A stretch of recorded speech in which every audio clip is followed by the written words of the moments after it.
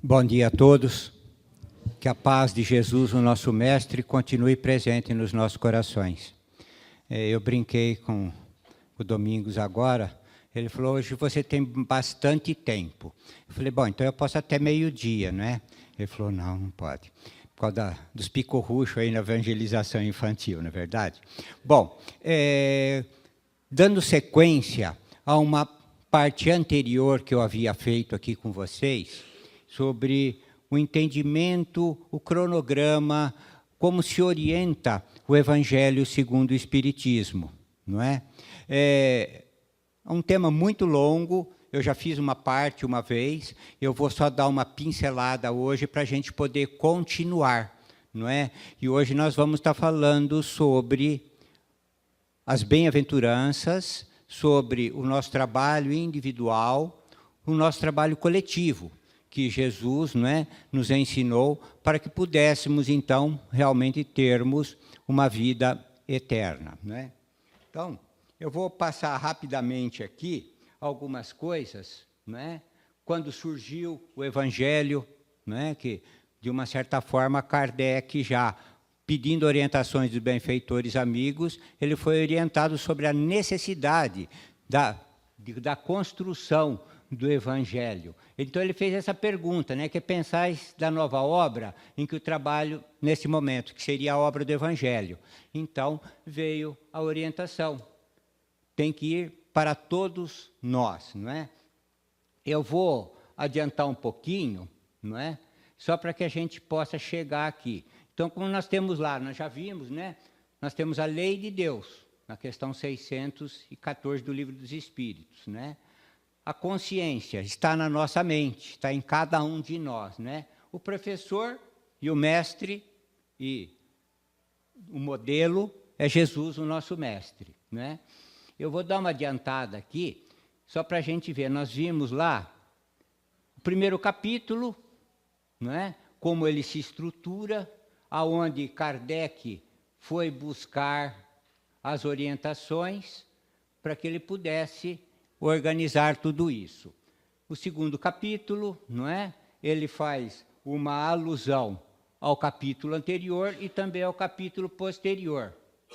E aqui tem as orientações dos benfeitores amigos e também de espíritos que colaboraram com a obra do Cristo, de Kardec, não é?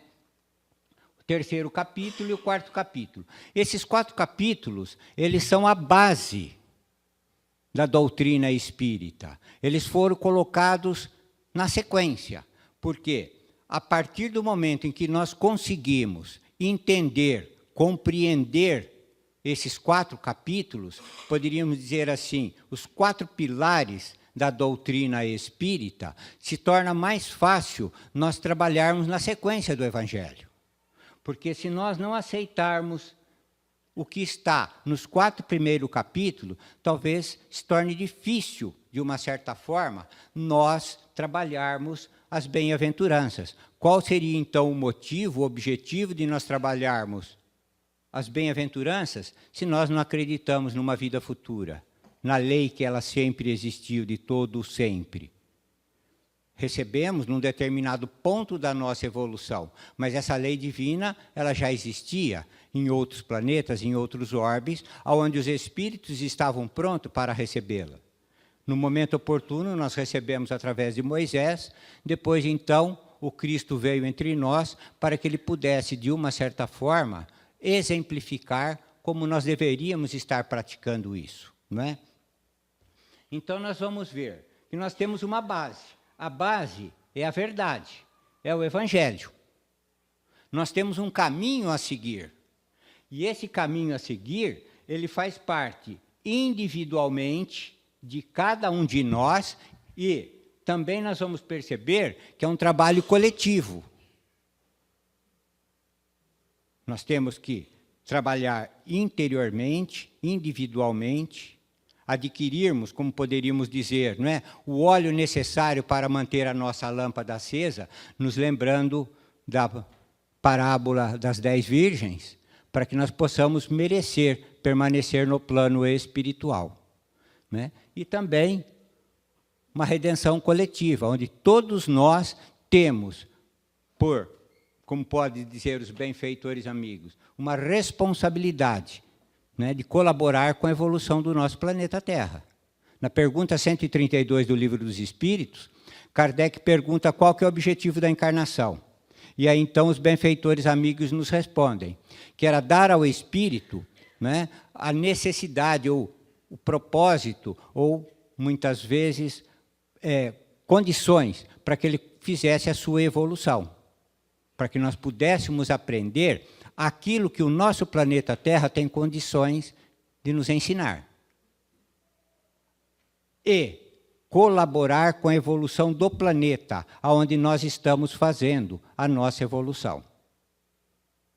Então, nós temos uma responsabilidade, uma conosco mesmo, de fazermos a nossa transformação interior. E juntos, colaborarmos para a evolução do nosso planeta Terra. Muito já colaboramos, intelectual, material, né? Mas ainda falta uma colaboração da nossa parte, moralmente falando, para que nós possamos, como disse o nosso companheiro Anésio, né, sairmos dessas dificuldades pelas quais passamos, frutos das nossas próprias iniquidades. Quando nós fazemos determinada ação que possa trazer um prejuízo para o nosso próximo e para nós, haverá de ter a necessidade de nós recompormos aquilo que um dia nós desequilibramos. Então, nós vamos numa sequência para a redenção individual. Nós temos as bem-aventuranças no Evangelho segundo o Espiritismo, né, a partir do capítulo 5. Ele está tudo condensado em 5 capítulos. Na verdade, nós temos 7 bem-aventuranças, que consta na Bíblia, no Evangelho de Mateus, no seu capítulo 5, não é? Em que Jesus, quando do Sermão do Monte, nos trouxe essas bem-aventuranças. Em alguns capítulos nós vamos perceber que nós temos 2 ou 3 bem-aventuranças juntos, não é? Então, por isso que foi condensado em 5 capítulos, poderíamos assim dizer, as bem-aventuranças. Mas, na verdade, nós vamos começar a perceber que elas são 7. As bem-aventuranças, elas são uma proposta de ação. Jesus nos propõe que nós pudéssemos fazer alguma coisa. Mas nós vamos perceber que, além da proposta de ação, como nós vamos ver aqui, nas bem-aventuranças, está aqui, ó, bem-aventurados os pobres de espírito. E em cada bem-aventurança nós vamos perceber que vai existir uma recompensa para todo aquele que conseguir praticar essa bem-aventurança. Em cada uma delas tem uma determinada recompensa. Como aqui, por exemplo, porque deles é o reino dos céus. Nós não vamos entrar no mérito de estudar cada bem-aventurança hoje. Talvez 1 hora e pouco não seja o suficiente para nós trabalharmos uma bem-aventurança.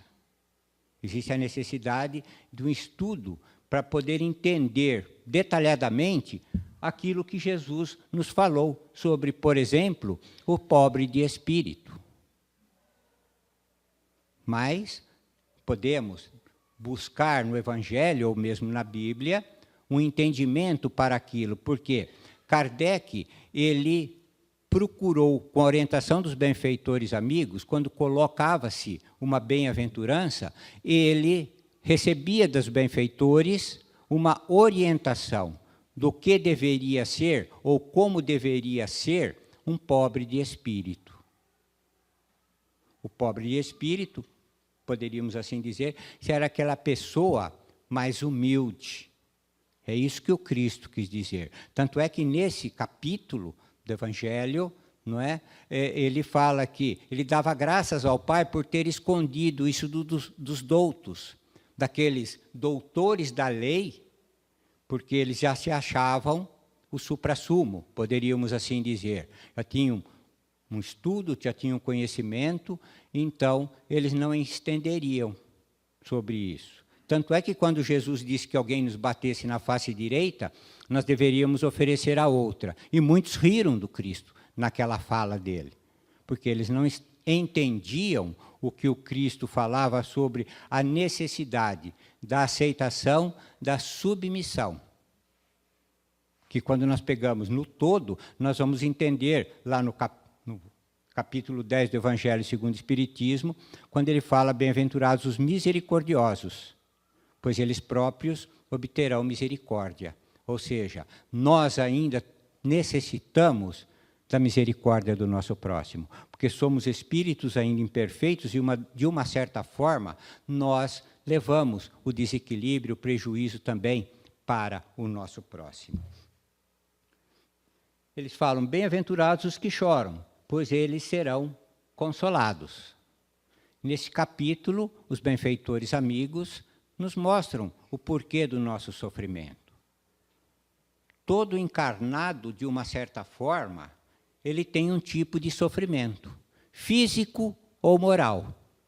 Moral, por exemplo, todos nós já passamos pela perda de um ente querido. Isso é uma dor moral, não é? Mas ele também nos dá o quê? Uma consolação. Nesse capítulo ele explica muito bem o porquê das nossas aflições. Tanto pode ter uma causa atual, como uma causa pretérita, nas nossas vidas pregressas, que hoje nós estamos tendo a oportunidade de resgatar o nosso pretérito, que nos torna difícil muitas vezes, né, na maioria das vezes, poderíamos assim dizer, a dificuldade do relacionamento, porque nós não aceitamos o próximo no degrau no qual ele se encontra. Nós não aceitamos muitas vezes a sua falta de conhecimento, de entendimento. E exigimos muitas vezes deles coisas que eles não têm condições de fazer. Ao contrário dos benfeitores amigos, que não nos exige absolutamente nada. E nos foi dado o livre-arbítrio e nós temos condições de fazer aquilo que nós gostaríamos de fazer. Só que vai ter uma necessidade, se houver o caso, de uma recomposição daquilo que fizemos, que levou o prejuízo para nós ou para o nosso próximo. Não é? Então, nesse capítulo, quando o lemos, nós vamos perceber que temos todo o esclarecimento necessário para o bom entendimento do porquê do sofrimento. Porque a partir do momento que nós entendemos o porquê desse sofrimento, nós aurimos forças para continuarmos perseverantes na nossa caminhada. No próximo, ele fala assim, bem-aventurados os mansos, pois herdarão a terra. Para isso, nós precisamos daquele capítulo 3, há muitas moradas na casa do meu pai. A terra é um local de aprendizado para cada um de nós. A exemplo de um aluno que entra no primário, depois vai subindo até chegar a uma faculdade. Cada escola pela qual o aluno passa é um degrau de evolução dele, até atingir, poderíamos assim dizer, no nosso conhecimento, uma faculdade. E depois, dentro dessa faculdade, ele vai adquirir condições do seu trabalho profissional e também vai sentir a necessidade da continuidade do estudo. Então, aquele que se manter manso, longe das guerras, das discussões, dos desequilíbrios mentais e físicos, de uma certa forma, haverão de permanecer no planeta Terra, como já disse no início, que também está evoluindo. Vai chegar um patamar em que nós teremos uma paz maior do que temos hoje. Pois haveremos de fazer a nossa transformação interior, né? E deixando para trás, como já deixamos no decorrer de um determinado tempo, nós já deixamos para trás o duelo, por exemplo. Não existe mais o duelo, mas existe ainda o orgulho, a vaidade, o egoísmo, que de uma certa forma incitam as pessoas às guerras. A vontade da posse, não é? mas vai chegar ao dia que nós teremos trabalhado interiormente e percebido que nada é nosso, tudo nos é emprestado, que não existirá necessidade de ter algo além daquilo que nós já temos, porque os benfeitores amigos sempre nos dão aquilo que nós necessitamos a cada momento da nossa caminhada. Em cada reencarnação nós necessitamos de alguma coisa. Isso nos lembra a parábola do filho pródigo, quando o filho mais novo pediu ao pai os bens que lhe cabia. E Jesus fala que imediatamente o pai repartiu os seus bens entre seus filhos. Os bens que cada um de nós recebe a cada reencarnação já é o suficiente para que possamos desenvolver o trabalho nessa oportunidade. Nós percebemos que nem todos os nossos irmãos têm uma capacidade cognitiva perfeita. Nós vamos perceber que alguns têm uma dificuldade maior. Aquelas crianças especiais. Por quê? Nesta reencarnação, de acordo com as orientações dos benfeitores amigos, esses irmãos, eles, de uma certa forma, não têm a necessidade do raciocínio. Por quê? Eles precisam trabalhar um determinado sentimento, para que depois, unindo novamente a capacidade de raciocínio com o sentimento desenvolvido, possa utilizar da sua inteligência para o bem. Eu conheci uma pessoa encarnada, né, nesta reencarnação, ele já regressou à pátria espiritual, ele tinha problemas mentais. E num dos atendimentos que fizemos a esse irmão, mediúnico, atendimento mediúnico, nos foi relatado que ele estava nessa situação, pois, numa reencarnação pregressa, ele era um médico psiquiatra. E ele, se utilizando do seu conhecimento naquela época, sem o sentimento do amor, muitas vezes acorrentava os seus pacientes e, muitas vezes, usava determinados métodos de choque, de outras coisas, para acalmar aqueles irmãos nas suas experiências. E hoje, então, ele veio privado, né, da capacidade de raciocínio para que ele pudesse trabalhar o sentimento de amor.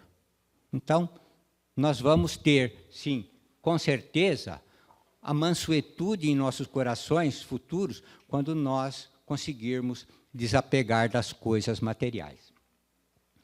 Bem-aventurados os que têm fome e sede de justiça, porque eles serão fartos.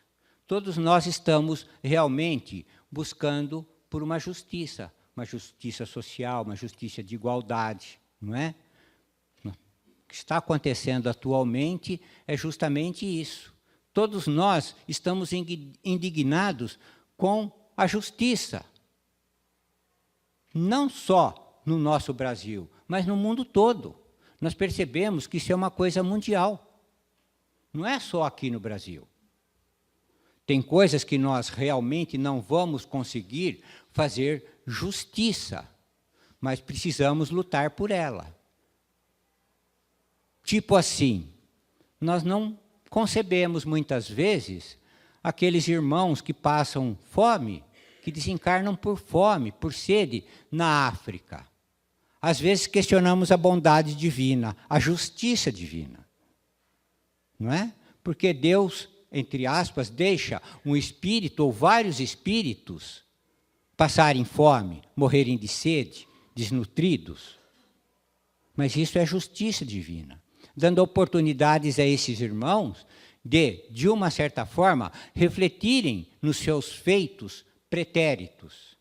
Porque ninguém sofre por outra pessoa, ninguém sofre pelo erro do outro, e sim pelo seu próprio erro.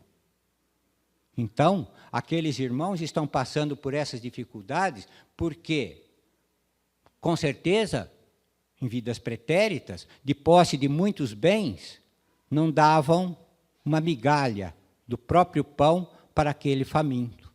Jesus nos contou uma parábola dessa sobre o rico e o Lázaro, o pobre, que queria se alimentar das migalhas do rico, e nem isso lhe davam.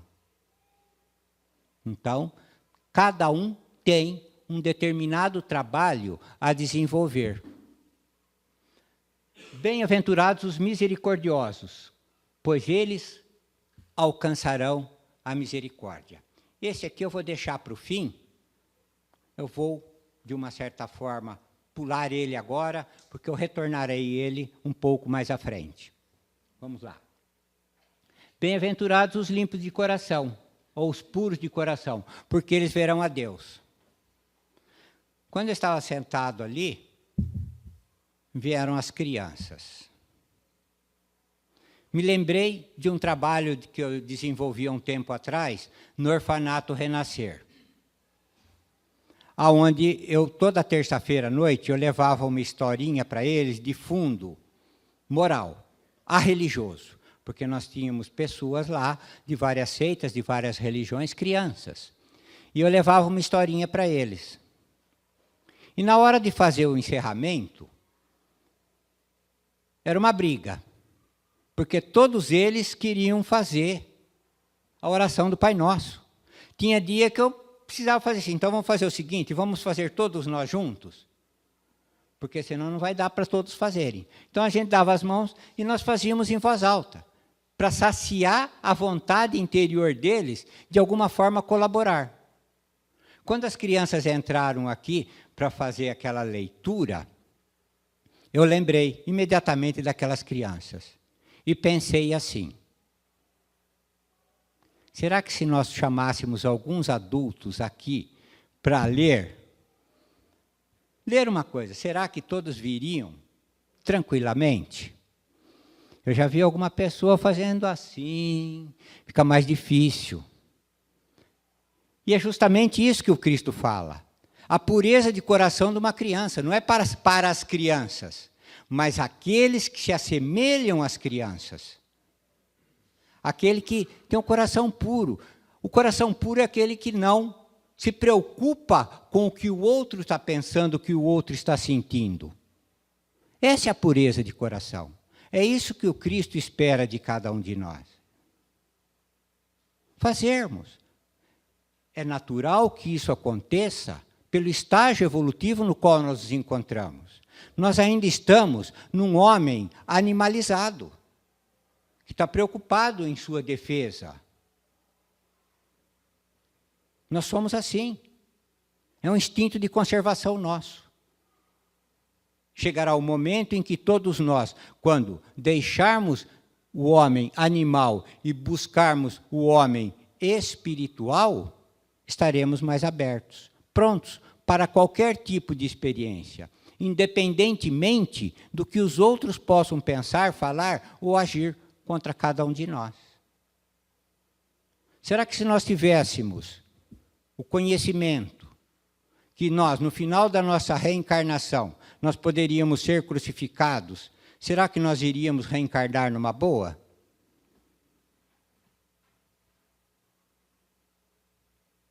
Acho que não, né?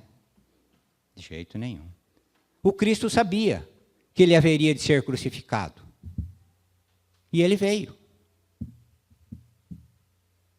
Bezerra de Menezes, quando desencarnou, Celina, uma das colaboradoras de Maria, de uma certa forma, chegou até ele, veio recebê-lo, e disse assim, Bezerra, Maria mandou lhe dizer que você tem condições de ascender a planetas superiores.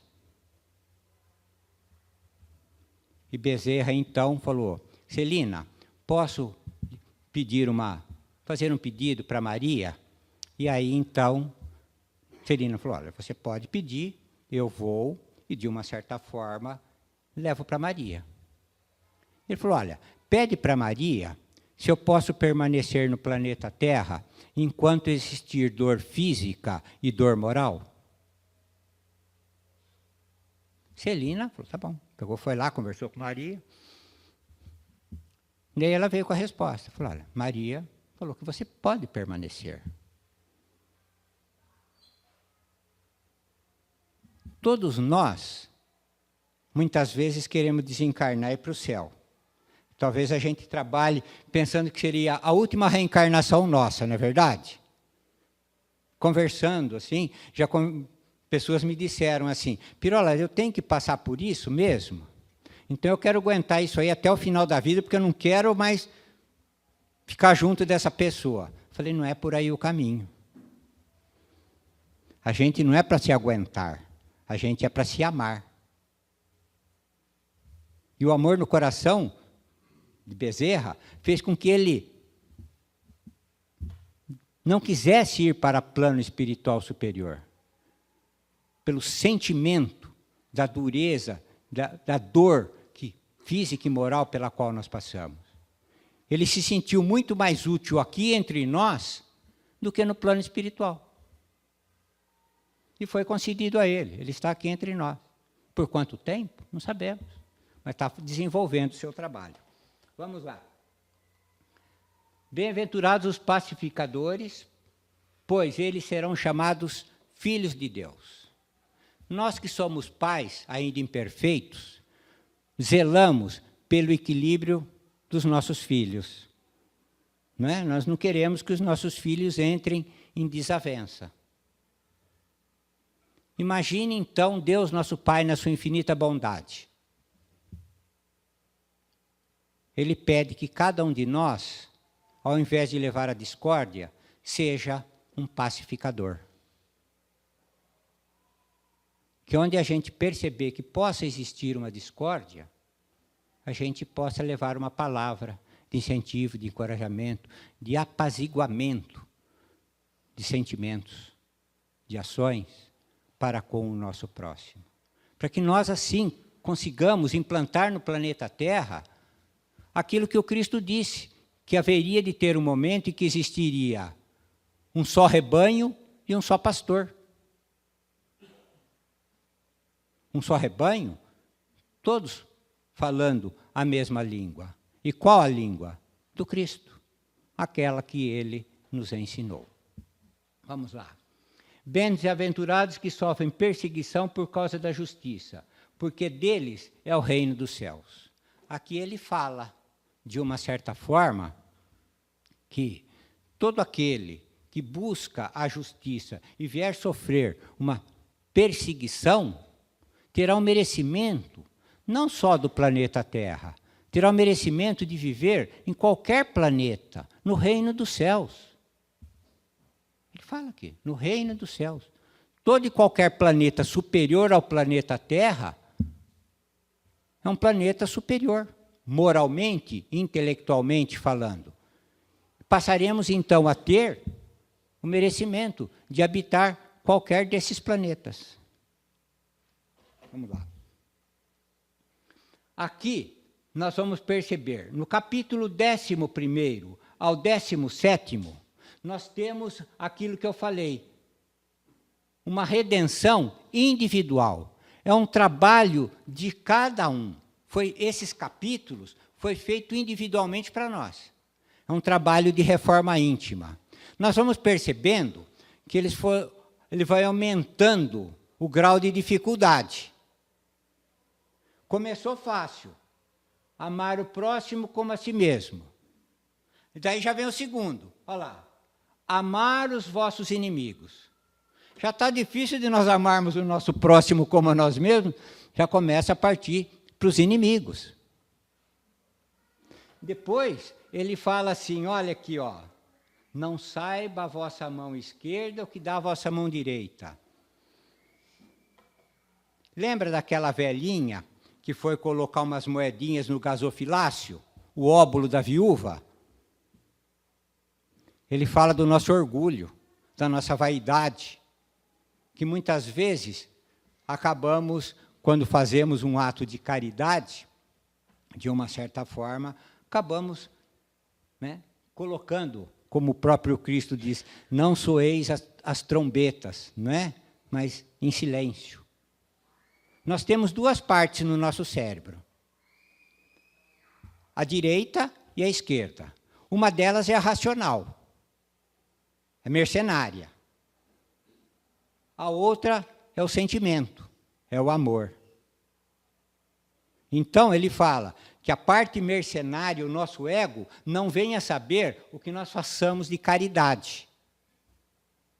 Porque senão nós vamos esperar uma recompensa. Ah, eu fui e ajudei a pessoa, nem obrigado disse. Porque aquilo que nós fizemos, o nosso ego tomou conta, ficou sabendo. E aí, consequentemente, sempre vem realmente uma cobrança. Aqui é um... Opa, volta. Aqui. A redenção coletiva. Do capítulo 18º ao 26º, nós vamos perceber que é um trabalho da comunidade, da humanidade toda. Que ele fala, muitos chamados e poucos escolhidos. Não é mais um chamamento individual, é um chamamento coletivo. Todos nós estamos sendo chamados. Não é? Agora, para termos o merecimento de sermos escolhidos, precisamos fazer a nossa parte. Senão, fica mais difícil. Aqui ele fala dos trabalhadores da última hora. A colaboração de cada um de nós, colaborando para a obra de implantação do reino que Jesus veio anunciar para todos nós. É um trabalho coletivo. Cada um de nós tem que fazer a nossa parte. Dando com o exemplo, não é? Para que o outro possa se beneficiar daquilo que está vendo e também praticar. Ele nos traz um alerta aqui, ó. Falsos cristos e falsos profetas. Na ânsia de buscar, muitas vezes, sairmos de uma dor física, de uma dor moral, nós vamos buscar qualquer coisa. Muitas vezes podemos ser enganados por pessoas. Nós tivemos exemplo há muito tempo aí de muitas seitas que enganavam as pessoas. Não é? Teve uma, se eu não me engano, no México, não sei, em que o guru da seita levou ao desencarne muitas pessoas num suicídio coletivo, porque estava prometendo algo, né? E as pessoas acreditaram e foram. Ele fala aqui, ó, da outra responsabilidade nossa. Não ponhais a candeia debaixo da mesa, e sim sobre o alqueire. Ele fala sobre o nosso conhecimento. Todo aquele que adquire um determinado conhecimento passa então a ter uma responsabilidade de dividir aquele conhecimento para com o nosso próximo.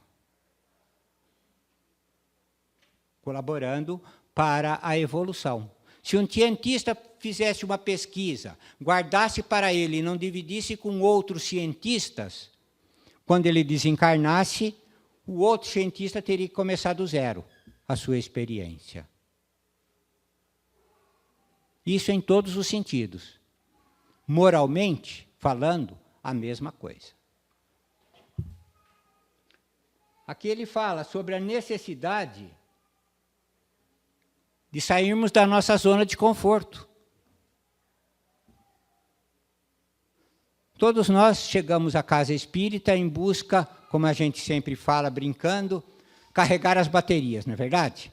A gente vem uma vez por semana na casa espírita, recebe o passe, carrega energia. Chega lá, vamos supor, aqui no domingo, chega lá na sexta-feira, no sábado, a bateria está quase no zero de novo. Não é? Por quê? Nós não conseguimos manter a energia que absorvemos no passe. Por causa do pensamento, do sentimento, as nossas ações do nosso dia a dia. Então a gente vai perdendo as energias. Mas quando nós vamos buscar manter a energia, o que é buscar manter a energia? É colocarmos em prática aquilo que nós aprendemos. Atentos, fazemos o evangelho no lar. Durante a semana, lembrar naquele evangelho no lar. Estou conseguindo colocar isso em prática? Isso é manter aquela energia que nós necessitamos. E, por fim, nós temos os 2 últimos capítulos, que é a reunião do homem com Deus. Cristo, constantemente, ele subia ao monte depois do seu dia de trabalho para orar. Um dia os discípulos, que já sabiam, faziam as suas orações, as suas ladainhas, pediram ao mestre, mestre, ensina-nos a orar. E aí então foi quando ele, no Sermão do Monte, nos ensinou a oração do Pai Nosso, que é uma religação entre criatura e Criador. É através da oração que nós mantemos a nossa ligação com o plano espiritual. O Cristo, ele nos diz, orai e vigiai. A oração que fazemos, muitas vezes, ela é mecânica. No outro dia, quando fazemos à noite, nem lembramos se terminamos a oração. Dormimos ou logo no meio da oração, veio um pensamento de algo que deveríamos fazer e não fizemos. O nosso pensamento foge.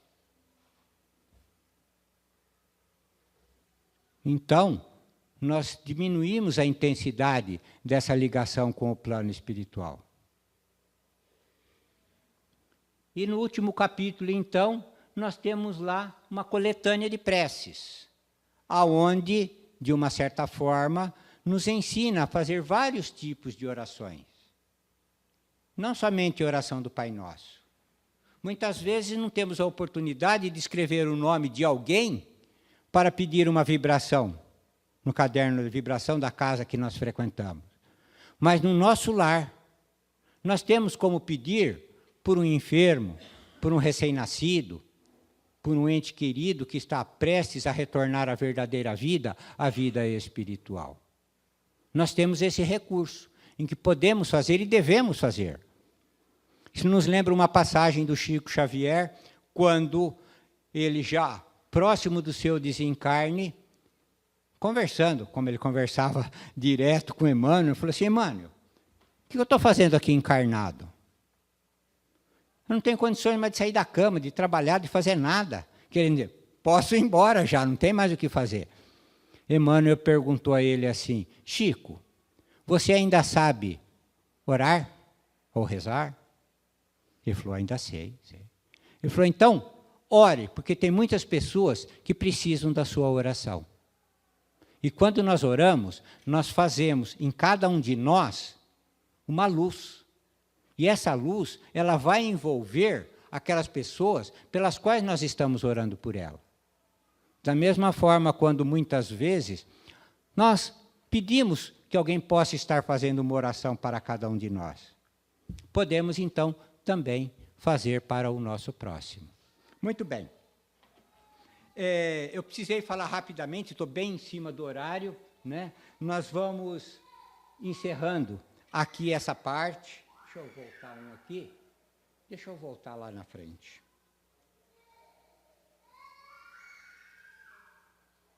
Muito bem.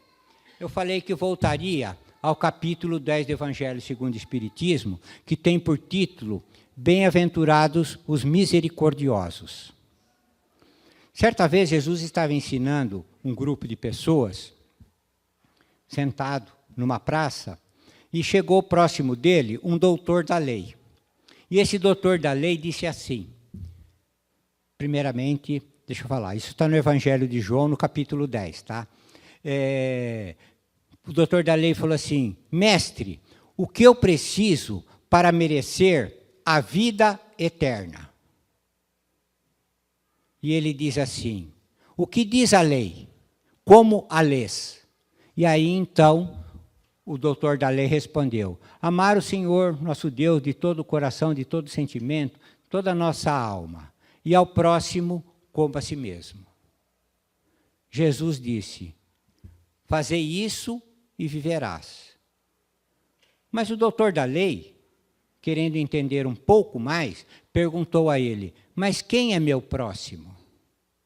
E aí então Jesus fala sobre a parábola do bom samaritano, que diz assim, o homem descia, né, de Jerusalém para Jericó e caiu na mão dos salteadores, que roubaram as suas coisas e o espancaram e o deixaram semi-morto à beira da estrada. Passou ali um sacerdote e vendo aquele homem caído, passou ao largo e continuou a sua caminhada.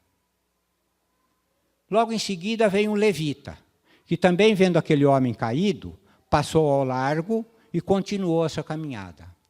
Logo em seguida, veio um samaritano, e vendo aquele homem caído, se condoeu com ele. Parou, curou as suas feridas, colocou-o sobre o seu cavalo e levou até uma hospedaria próxima. Ali ainda cuidou dele, e tendo que continuar a sua viagem, ele pediu que o dono da hospedaria continuasse cuidando daquele homem. E se por aventura tivesse gasto mais do que ele deixou em dinheiro, quando ele retornasse, ali ele iria restituir o que ele havia gasto. E aí então Cristo pergunta para o doutor da lei: quem foi o próximo daquele caído? E o doutor da lei respondeu assim: aquele que usou de misericórdia para com ele. A resposta do doutor da lei: aquele que usou de misericórdia para com ele. Muitas vezes nós lemos o capítulo do Evangelho misericordioso, mas nós tentamos para a formação da palavra. Misericordioso, ele é formado por duas palavras. Uma que é miseration, que quer dizer compaixão. E a outra, cordis, que quer dizer coração. Compaixão significa você, por exemplo, vamos utilizar essa calamidade do Rio Grande do Sul. Nós fomos chamados, de uma certa forma, a colaborar, não é, com os companheiros, os nossos irmãos lá do Rio Grande do Sul. Doação de agasalho, de água, de alimento não perecível, uma série de coisas. Muitos colaboraram, de uma certa forma, outros com as suas orações, com as suas preces, mas foi uma colaboração. Nós tivemos exemplos de pessoas misericordiosas também nesse mesmo evento. A compaixão foi aquele que auxiliou à distância. Não interagiu com as pessoas necessitadas ali no Rio Grande do Sul. Então, tiveram compaixão. Misericórdia, aqueles que se condoeram com a dor física, a dor moral daquelas pessoas. Sentiram a necessidade que deveriam ir até lá. Quantos exemplos nós tivemos de pessoas que pegaram seus barcos, seu jet ski, e foram lá, entraram naquela água. Muitos com doenças até hoje, por causa da leptospirose. Inclusive, teve um próprio médico lá que desencarnou pela contaminação. Isso é ter misericórdia para com o próximo. Eles foram lá trabalhar. Eles não auxiliaram à distância. Compaixão todos nós temos. O que nos falta é a misericórdia, é colocarmos o sentimento naquilo que nós fazemos. É não esperar pela necessidade do próximo, é perceber e ir de encontro, não esperar que o próximo nos estenda a mão. A exemplo do samaritano, que vendo aquele caído, desceu do seu cavalo, ele podia muito bem passar e ir embora. Mas Jesus usou 3 pessoas para nos mostrar que independe do conhecimento para a prática da caridade. O primeiro era o sacerdote.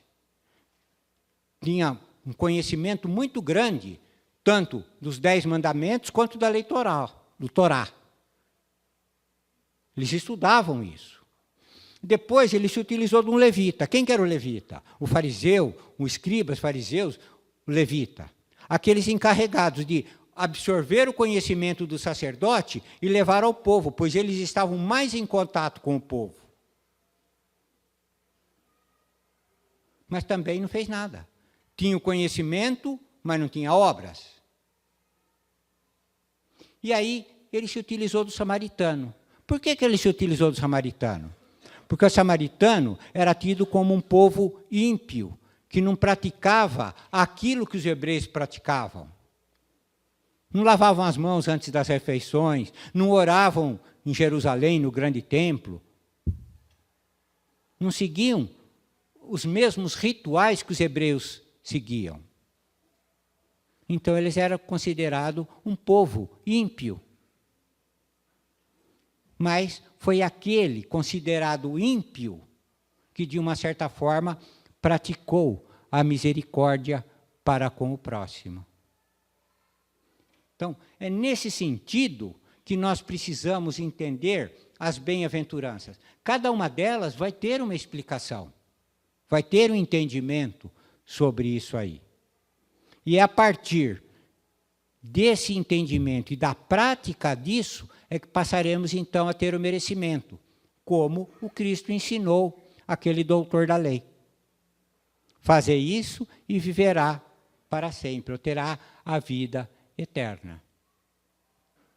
À medida que nós fomos conseguindo pensar, refletir, percebemos que todos nós temos capacidade de praticar essas bem-aventuranças, porque isso aí independe de classe social, isso independe de poder aquisitivo. Depende única e exclusivamente do sentimento de amor que trazemos em cada um de nós. Esse sentimento de amor que nós já desenvolvemos, conseguimos expandir isso para os nossos entes queridos, para a nossa família, mas muitas vezes não conseguimos expandir isso para com a humanidade. Que durante essa semana nós possamos refletir, não é? Numa determinada bem-aventurança. Não vamos querer fazer todas elas de uma vez só, isso é impossível. A nossa evolução, ela se mede em milímetros, gradativa. Cada passo que nós damos é um passo mais próximo que nós estamos da perfeição. Temos condições de praticar? Temos. Basta nós querermos fazer isso. Porque o sentimento de amor todos nós temos, não é verdade? Basta nós conseguirmos entender que o nosso próximo também precisa daquele amor que nós precisamos. Isso é misericórdia, por isso que ele fala. Aquele que for misericordioso obterá misericórdia do próximo. Precisamos perdoar o próximo porque nós necessitamos do perdão dele. Talvez não lembremos daquilo que fizemos a ele numa vida pretérita. Está entre nós, numa sociedade, na mesma família, para resgatar o nosso débito pretérito, que muitas vezes pode não ser da família consanguínea, nesta reencarnação, mas foi numa pretérita. E hoje está entre nós, justamente para que a gente possa, de alguma forma, nos redimirmos com essas pessoas. Tenho muitos exemplos que poderíamos dar sobre isso, mas iríamos nos alongar muito. Eu vou usar apenas um exemplo de Madre Teresa de Calcutá, em que certa vez uma repórter, querendo escrever ou falar, fazer uma reportagem sobre Madre Teresa de Calcutá, passou a acompanhá-la no seu dia a dia. E um dia, Madre Teresa de Calcutá foi dar banho num leproso. E aí, ela deu banho, a repórter olhando tudo aquilo. No final do banho, quando saíram, a repórter disse para Madre Teresa de Calcutá: eu não faria isso nem por 1 milhão. Nem por 1 milhão eu faria isso. Sabe qual foi a resposta da Madre Teresa de Calcutá? Simples. Eu também não. Entenderam? Eu também não. E a última frase é essa. Madre Teresa de Calcutá: os bons merecem o nosso amor. Os maus precisam do nosso amor. Um bom domingo a todos, uma boa semana, e que a paz de Jesus, o nosso Mestre, continue sempre presente nos nossos corações. Desculpa falar um pouco rápido em cada bem-aventurança, mas vocês perceberam que o tempo é exíguo, não tem como falar sobre tudo isso aí. Mas tem no Evangelho que a gente possa estar estudando também. Obrigado.